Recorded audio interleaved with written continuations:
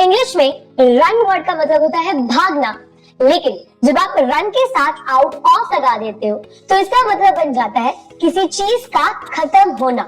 जैसे कि मैं चाय नहीं बना सकती क्योंकि हमारे पास दूध खत्म हो गया है, तो आप इसको इंग्लिश में बोल सकते हो I can not make tea because we have run out of the milk. जैसे एक और, जल्दी करो हमारे पास टाइम खत्म हो रहा है, do it fast we are running out of the time.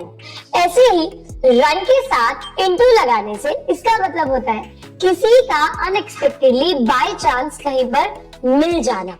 जैसे कि आज मैं अपने दोस्त से मार्केट में अनएक्सपेक्टेडली मिला, तो उसको बोल सकते हैं I run into my friend in the market.